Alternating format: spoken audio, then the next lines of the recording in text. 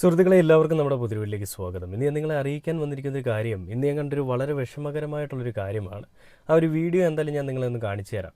അത് കണ്ടിട്ട് എന്തായാലും നമുക്ക് ബാക്കി വീഡിയോയിലേക്ക് വരാം. അതിൽ പറയുന്നത് ഇങ്ങനെയാണ്: നീട്ടിയ കുഞ്ഞു കൈകളിലേക്ക് മിഠായി കൊടുത്താൽ തകർന്നു വീഴാൻ മാത്രം താങ്കൾക്ക് എന്താണ് കൂടുതലുള്ളത് മിസ്റ്റർ MLA എന്ന് ചോദിച്ചുകൊണ്ടാണ് ആ ഒരു വീഡിയോ വന്നിരിക്കുന്നത്. ആ ഒരു വീഡിയോ എന്തായാലും നമുക്കൊന്ന് കണ്ടു നോക്കാം.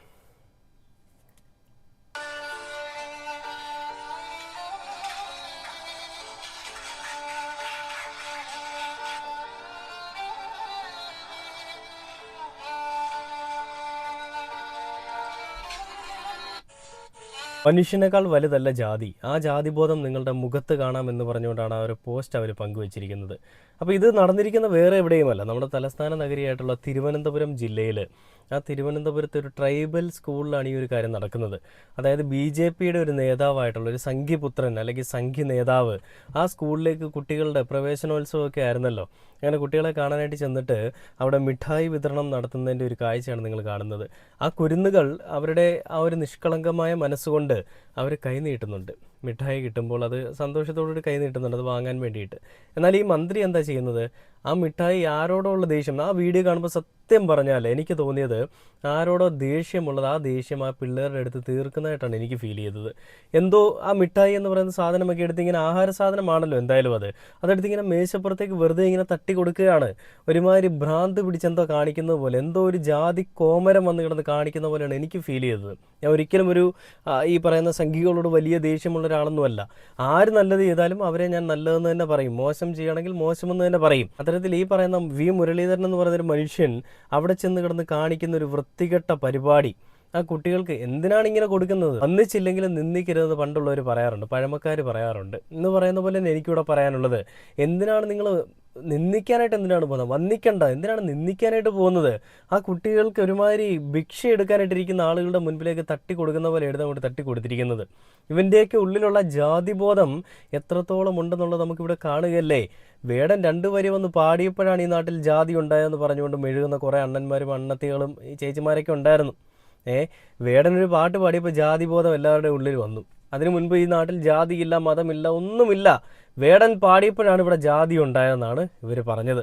എന്തൊരു കഷ്ടമായിരുന്നല്ലേ എന്ന് പറഞ്ഞിട്ട് ആ ഒരു മനുഷ്യനെ ഇല്ലായ്മ ചെയ്യാൻ വേണ്ടിയിട്ട് എന്തൊക്കെ വഴികളാണ് കണ്ടുപിടിച്ചത്. ഇടതുപക്ഷ സർക്കാർ എന്ന് പറയുന്നൊരു സർക്കാർ ഇവിടെ ഉണ്ടായിരുന്നത് കൊണ്ട് മാത്രം ഇവരുടെ ആ വൃത്തികെട്ട കളികളും ഇവരുടെ വൃത്തികെട്ട മെഴുകലുകളും ഒന്നും ഫലം കണ്ടില്ല എന്നുള്ളൊരു വേറെ വസ്തുതയാണ്. അപ്പം അങ്ങനെ ഈ ജാതിക്കോമരങ്ങൾ വീണ്ടും ഉറഞ്ഞു തുള്ളാനായിട്ട് തുടങ്ങിയിരിക്കുകയാണ്. ഈ നാട്ടിൽ വികസനം വേണം, ഈ നാട്ടിൽ കുറേ അധികം മാറ്റങ്ങൾ വേണം എന്നൊക്കെ പറഞ്ഞുകൊണ്ട് ഓടിപ്പോയി വോട്ട് കുത്തി വിജയിപ്പിച്ച് വിട്ടിരിക്കുകയാണ് സംഘികളോടൊപ്പം നിന്ന് വർക്ക് ചെയ്യുന്നൊരു പൂക്കി മുഖ്യമന്ത്രിയും. അല്ലെ, സംഘികൾക്ക് മെഴുകാൻ വേണ്ടിയിട്ട് ഒരവസരം എല്ലാവരും കൂടി ഒരുക്കി കൊടുത്തിരിക്കുകയാണ്. അങ്ങനെ ഒരുക്കി കൊടുത്തിരിക്കുന്നത് കൊണ്ട് തന്നെ ആ അവസരത്തിനെ നല്ല രീതിയിൽ ഉപയോഗിച്ചു കൊണ്ട് തന്നെ ഇവർ നല്ല രീതിയിൽ വന്നു കിടന്നുകൊണ്ട് മെഴുകുന്നുണ്ട്. ഇവർക്ക് ജാതി എന്ന് പറയുന്നൊരു സാധനത്തിനോട് എന്തൊരു വിയോജിപ്പും, ജാതിയിൽ ഉയർന്നു നിൽക്കുന്ന ആളുകളോട് എന്തൊരു അടുപ്പവുമൊക്കെയാണല്ലേ. അപ്പോൾ ഞാൻ ഈ ഒരു പോസ്റ്റിൽ കണ്ടൊരു കാര്യമുണ്ടായിരുന്നു, അത് വളരെ ശ്രദ്ധേയമായിട്ടുള്ളൊരു കാര്യം തന്നെയാണ്. ഞാനതൊന്ന് വായിച്ച് കേൾപ്പിക്കാം. BJP ഒന്ന് വരട്ടെ, അവർ വന്നാൽ എന്താണെന്ന് നമുക്കൊന്ന് കാണാലോ എന്ന് ചിന്തിക്കുന്നവർ നമുക്ക് ചുറ്റും ചെറുതല്ലാത്ത രീതിയിൽ ഉണ്ട്. അത്തരക്കാർ ഈ കാഴ്ച ഒന്ന് കാണുന്നത് നന്നായിരിക്കും. മാറ്റത്തിന് വേണ്ടി വോട്ട് കുത്തിയവർക്ക്, അല്ലെ വോട്ട് ചെയ്തവർക്ക് വളരെ മികച്ച രീതിയിലുള്ള മാറ്റം തന്നെ കേരളം ഇപ്പോൾ നൽകുന്നുണ്ട്. ഈ വീഡിയോ കണ്ടപ്പോൾ ഉണ്ടായ ഞെട്ടൽ ഒട്ടും തന്നെ ചെറുതല്ല. എന്ന് മാത്രമല്ല, ഇത്തരം കാഴ്ചകൾ ഇനി വരാനിരിക്കുന്ന നാളുകളിൽ നമുക്ക് സുപരിചിതമായി മാറുകയും ചെയ്യും. തിരുവനന്തപുരത്തെ കട്ടേല ഗവൺമെൻറ് ട്രൈബൽ LP സ്കൂളിലെ പ്രവേശനോത്സവത്തിൽ മിഠായി വിതരണം ചെയ്ത് സ്ഥലം BJPയുടെ MLA മുരളീധരനായിരുന്നു. മിഠായി വിതരണം തുടങ്ങിയപ്പോൾ ഒരു മോൾ കൈ നീട്ടുന്നു, എന്നാൽ ഈ മഹാൻ കയ്യിൽ കൊടുക്കുന്നതിന് പകരം ബെഞ്ചിൽ വിതറുകയാണ് ചെയ്യുന്നത്. പണ്ട് വീട്ടുമുറ്റത്ത് കുഴിയിൽ ഇലയിട്ട് കഞ്ഞി വിളമ്പി കൊടുത്തിരുന്ന ആ കാലം ഈ കുരുന്നുകളുടെ മുൻപിൽ വീണ്ടും പുനരാവിഷ്കരിക്കപ്പെടുന്നു. ജാതി എന്നുള്ള സാധനം എത്ര തന്നെ ജനങ്ങൾക്ക് മുൻപിൽ ജാതിയില്ല, അയിത്തമില്ല എന്ന് പറഞ്ഞാലും ഇതുപോലെ അറിയാതെ ഉള്ളിൻ്റെ ഉള്ളിൽ അവസരങ്ങൾക്കനുസരിച്ച് പുറത്തു ചാടും. ഇതിൻ്റെ വേഴ്സൺ മാത്രമാണ് നമ്മൾ ഇന്ന് കണ്ടത്. സംസ്ഥാനത്തിൻ്റെ പിന്നോക്ക ക്ഷേമ വകുപ്പ് മന്ത്രി ഉൾപ്പെടെ, അതും നിങ്ങൾ ശ്രദ്ധേയമായിട്ടുള്ളൊരു കാര്യം തന്നെയാണ്. ഈ ഒരു മിഠായി വിതരണം, അയാൾ അങ്ങനെ മിഠായി വിതരണം എന്ന് പറയാൻ പറ്റില്ല, മിഠായി ആ പിള്ളേർക്ക് ദാനമായിട്ട് എടുത്ത് എറിഞ്ഞു കൊടുക്കുന്ന സമയത്ത് അവരോടൊപ്പം ഈ പിന്നോക്ക ക്ഷേമ വകുപ്പിൻ്റെ അല്ലെങ്കിൽ ട്രൈബൽസിൻ്റെ അല്ലെങ്കിൽ ആ ഒരു വിഭാഗത്തിൽപ്പെട്ട ആളുകൾക്ക് വേണ്ടിയിട്ടുള്ളൊരു മന്ത്രിയും അവിടെ ഉണ്ടായിരുന്നു. ഈ മന്ത്രി കൊച്ചമ്മയുടെ വായിൽ എന്തോ പിരിവിട്ടിരിക്കുകയായിരുന്നെന്ന് തോന്നുന്നു. മന്ത്രി കൊച്ചമ്മ ഒന്നും മിണ്ടാതെ ഈ സംഘികൾ പറയുന്നതെല്ലാം കേട്ടുകൊണ്ട് ഉന്നതകുല തമ്പ്രാക്കന്മാരോടൊപ്പം അങ്ങ് നിൽക്കുന്നൊരു കാഴ്ചയാണ് കണ്ടത്. അത് ഏറ്റവും ദയനീയമായിട്ടുള്ളൊരു അവസ്ഥ തന്നെയായിരുന്നു ഈ ജാതി കോമരങ്ങളെ താങ്ങിക്കൊണ്ടുള്ള നിൽപ്പെന്ന് പറയുന്നത്. അപ്പോൾ അതിൽ പറയുന്നത് ഇങ്ങനെയാണ്: സംസ്ഥാനത്തിൻ്റെ പിന്നോക്കക്ഷേമ വകുപ്പ് മന്ത്രി ഉൾപ്പെടെ അവിടെ ഉണ്ടായിരുന്നപ്പോഴാണ് ഇതെന്നോർക്കണം. ഇതിനെതിരെ ഇതുവരെ ഒരു വാക്ക് പോലും പ്രതികരിക്കുകയോ അല്ലെങ്കിൽ അതിനെപ്പറ്റി ഒന്നും പറയുന്നില്ല എന്നുള്ളത് നമ്മളെ ഭയപ്പെടുത്തുന്നുണ്ട്. ഇതുവരെ ഇല്ലാത്ത വാലും തലയും കൂട്ടി സത്യപ്രതിജ്ഞ ചെയ്തയാളാണ് ഈ സംസ്ഥാനത്തിൻ്റെ ഭരണത്തലവൻ അഥവാ പൂക്കി മുഖ്യമന്ത്രി. സ്വാഭാവികമായിട്ടും വരുന്ന 5 വർഷങ്ങളിൽ ഇതുപോലെ അനേകം കാഴ്ചകൾ നമ്മൾ കാണേണ്ടി വരും എന്ന് പറഞ്ഞുകൊണ്ട് ഒരു പോസ്റ്റ് തീരുകയാണ്. സത്യമായിട്ടുള്ള കാര്യം തന്നെയാണ്. വന്ദേമാതരം ആലപിച്ചതും അതേപോലെ തന്നെ നമ്മുടെ VD സതീശൻ്റെ ഗൾഫിലേക്കുള്ള സന്ദർശനങ്ങളും പിന്നെ നരേന്ദ്രമോദി എന്ന് പറയുന്ന നമ്മുടെ എല്ലാവരുടെയും ഒരു പ്രധാനമന്ത്രിയുടെ വീട്ടിലേക്ക് പോയി കാണാൻ പോയതുമൊക്കെ എന്തിൻ്റെ പേരിലായിരുന്നു, എന്തിനു വേണ്ടിയായിരുന്നു എന്നുള്ളതൊക്കെ അടുത്ത ദിവസങ്ങളൊക്കെ വന്നപ്പോൾ നമ്മൾ കണ്ടതാണ്. ED റെയ്ഡ് വന്ന സമയത്തെ നമുക്ക് മനസ്സിലായതാണ് അവിടെ എന്താണ് ചർച്ചകൾ ഉണ്ടായിരുന്നത്, എന്തിനു വേണ്ടിയിട്ടാണ് VD സതീശൻ ഓടിപ്പിടിച്ച് അങ്ങോട്ടേക്ക് പോയെന്നുള്ളത്. അപ്പോൾ കേരളത്തിനെ ശരിക്കും പറഞ്ഞാൽ സംഘികളുടെ മുൻപിൽ അടിയറവ് വെച്ചിരിക്കുകയാണ്, അല്ലെ കേരളം അവർക്ക് വിറ്റ് കൊടുത്തിരിക്കുകയാണ് VD സതീശൻ അടക്കമുള്ള ആളുകൾ എന്ന് ഞാൻ പറഞ്ഞു നിങ്ങൾക്ക് തള്ളിക്കളയാൻ പറ്റുമോ? തള്ളിക്കളയുന്ന കുറച്ച് ആളുകൾ കാണും, എന്നാൽ അത് മനസ്സിലാവുന്ന തലയിൽ ആൾതാമസമുള്ള ആളുകൾ ഒരിക്കലും തള്ളിക്കളയില്ല. കാരണം സത്യാവസ്ഥ അത് തന്നെയാണ്. കേരളത്തിനെ വിറ്റ് കൊടുത്തിരിക്കുകയാണ് സുഹൃത്തുക്കളെ. നമ്മുടെ കേരളത്തിനെ സംഘികൾക്ക് മെഴുകാൻ വേണ്ടിയിട്ട് വിറ്റിരിക്കുകയാണ്.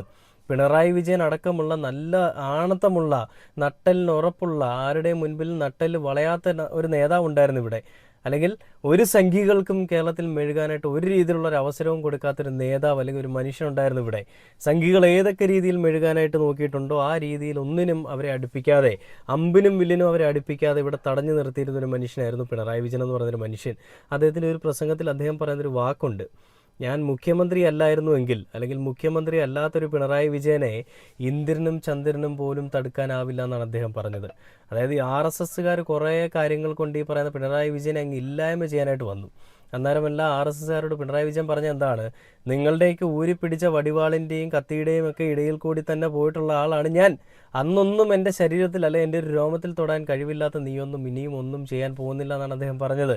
ആ ഒരു മനസ്സിന് അത്രയും കട്ടിയുള്ള ഒരാളായതുകൊണ്ട് തന്നെയായിരുന്നു അദ്ദേഹത്തിനെ ഇരട്ടച്ചങ്ങനെന്ന് കേരളത്തിലെ എല്ലാ ആളുകളും വിളിച്ചത്.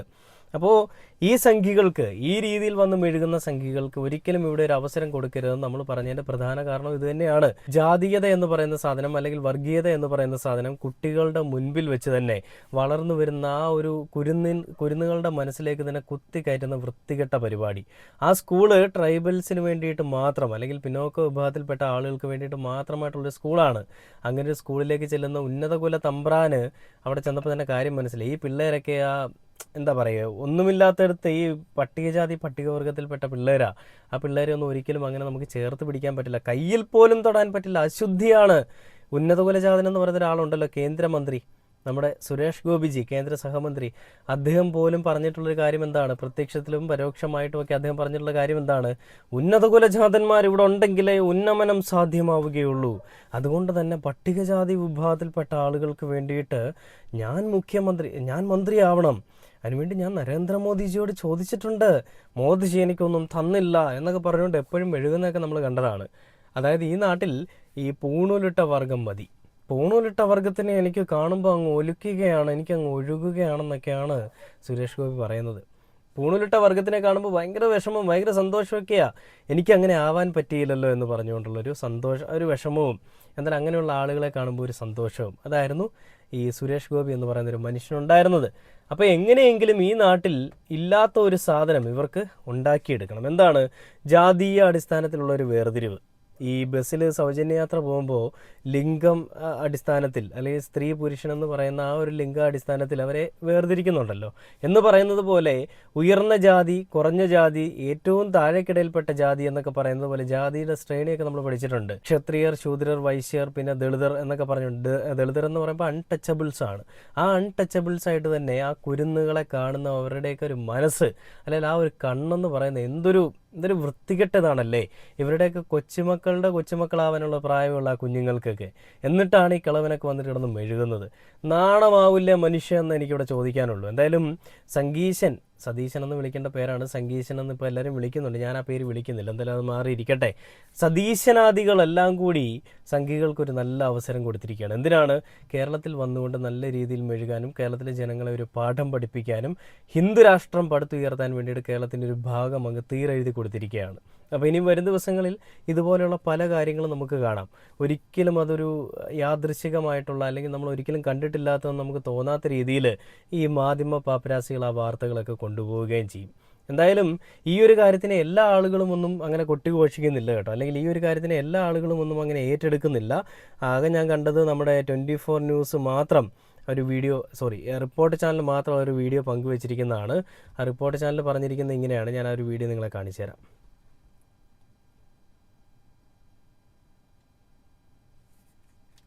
മിഠായി വിതറിയ സംഭവം വിവാദമായി. കട്ടയില ഗവൺമെന്റ് ശിവൻകുട്ടി നമുക്കൊപ്പമുണ്ട്. എന്താണ് ശിവൻകുട്ടിയാണ്, എന്താണ് ഇതിനകത്തൊരു വിവാദത്തിന് സാധ്യതയുണ്ടോ? അത് കൂടുതൽ മിഠായി കുട്ടികളുടെ കൈകളിലേക്ക് എത്താൻ വേണ്ടി അങ്ങനെ ഇട്ടതായിരിക്കുമോ? അല്ല, വിവാദത്തിന്റെ സാധ്യതയില്ല. അത് അദ്ദേഹം തന്നെ വ്യക്തമാക്കേണ്ടതായിട്ടുണ്ട് ശ്രീ മുരളീധരൻ. കാരണം നമ്മുടെ കട്ടയിലെ അംബേദ്കർ മെമ്മോറിയൽ റെസിഡൻഷ്യൽ സ്കൂളിലാണ് ഇത് സംഭവിച്ചിരിക്കുന്നത്. അവിടെ SC വിഭാഗത്തിൽപ്പെട്ട കുട്ടികളാണ് മഹാഭൂരിപക്ഷം പഠിക്കുന്നത്. അവിടെ കൊച്ചു മക്കൾക്ക് മേശയില് മുട്ടായി വിതറുന്നതാണ് നമുക്ക് ടിവിയിലൊക്കെ കാണുന്നതിന് വേണ്ടി കഴിയുന്നത്. സാധാരണ രീതിയിൽ കൊച്ചുമക്കൾക്ക് അവരുടെ കയ്യിൽ കൊടുക്കുകയോ അല്ലെങ്കിൽ അവർക്ക് മുട്ടായി കഴിക്കുന്നതിന് വേണ്ടി അവരെ വായിക്കാത്ത കൊണ്ട് സ്നാത്തോട് വെച്ചു കൊടുക്കുകയൊക്കെയാണ് ചെയ്യേണ്ടത്. ഏതാണ്ട് ഒരു മാടമ്പികൾ ജന്മിമാര് അടിയന്മാരുടെ സംഭാവന കൊടുക്കുന്ന പോലെ കുട്ടികളുടെ മേശപ്പുറത്ത് കൊണ്ട് വിതറയാണ് ചെയ്തിട്ടുള്ളത്. അത് കേരളത്തിന്റെ സംസ്കാരത്തിലോട്ട് യോജിച്ച ഒരു കാര്യമാണ്. കയ്യിൽ കൊടുക്കണമായിരുന്നു അല്ലെങ്കിൽ വാത്സല്യത്തോട്ട് കുട്ടികൾക്ക് നമ്മുടെ കുട്ടികളെ വായിക്കാത്ത വെച്ചു കൊടുക്കാൻ ഭയമായിരുന്നു. അതൊക്കെയല്ലേ ഒരു സ്നേഹം എന്ന് പറഞ്ഞത്. അല്ലാതെ കൊണ്ടുവന്ന് ആർക്കോ വേണ്ടി ചെയ്യുന്നത് പോലെ കൊണ്ട് കുട്ടികൾ നിൽക്കുന്ന ഡെസ്കിന്റെ മുന്നിൽ കൊണ്ട് വിതറയാണ് ചെയ്തിട്ടുള്ളത്. തട്ടിയിടുന്നത് ആ ദൃശ്യങ്ങളിലുണ്ട്.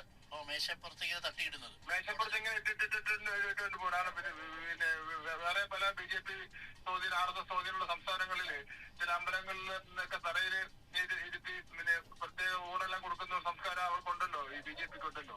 ചിലപ്പോ അതെല്ലാം ഓർമ്മിച്ചുകൊണ്ടായിരിക്കും അദ്ദേഹം ചെയ്തിട്ടുള്ളത്. എന്തായാലും കൃത്യമായിട്ട് തന്നെ മറുപടി കൊടുത്തുകൊണ്ട് തന്നെ ശിവൻകുട്ടി എന്ന് പറയുന്ന ഒരു മനുഷ്യൻ അവിടെ എത്തിയിരിക്കുകയാണ്. ഇനി ഇതിന് വേണമെങ്കിൽ കമൻറ്റ് ഇടാനായിട്ടെല്ലാം മെഴുകാൻ വേണ്ടിയിട്ട് കുറേ ആളുകൾ ഇറങ്ങാം, സംഘികളോ കൊങ്ങികളോ ഒക്കെ ഇറങ്ങാം.